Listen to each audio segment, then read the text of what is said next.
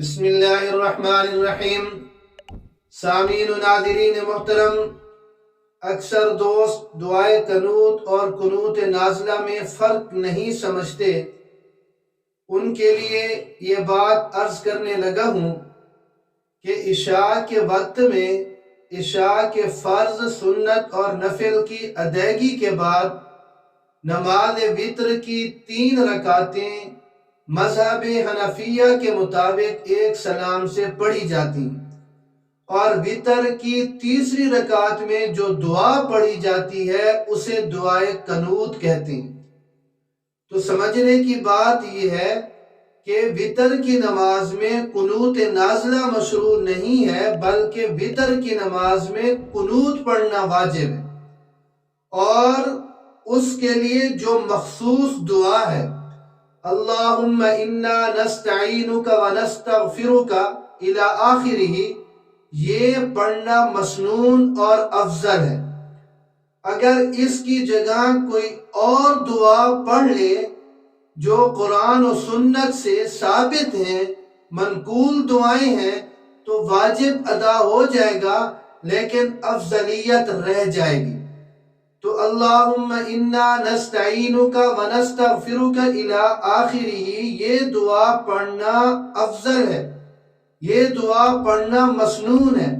اس کی جگہ دوسری دعائیں پڑھ سکتے ہیں، لیکن افضلیت رہ جانے کی وجہ سے اس دعا کو یاد کرنا چاہیے۔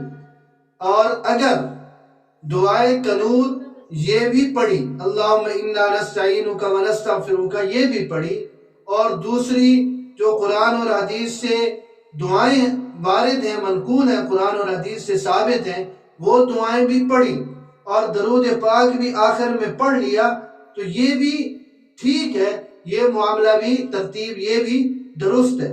لیکن اصل جو آپ کی خدمت میں بتانے کا جو مقصد ہے وہ ہے دعائے قنوت اور قنوت نازلہ میں فرق، کہ یہ جو وتر کی تیسری رکعت میں پڑھی جاتی ہے اسے دعائے قنوت کہتے ہیں، اور قنوت نازلہ اس وقت مشروع ہے جب امت مسلمہ کسی اجتماعی پریشانی اور مصیبت میں گرفتار ہو جائے، یا کسی دشمن کا خوف لاحق ہو جائے، اور یہ قنوت نازلہ فجر کی نماز میں رکوع سے اٹھنے کے بعد پڑھی جاتی ہے، اور مقتدی اس پر آہستہ آہستہ آمین بھی کہتے ہیں۔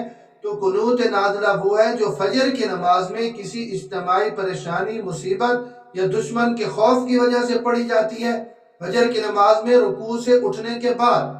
اور جو دعائے قنوت ہے وہ وتر کی تیسری رکعت میں رکوع سے پہلے، اس کے لیے الگ تکبیر بھی کہی جاتی ہے اور یہ دعا بھی پڑھی جاتی ہے۔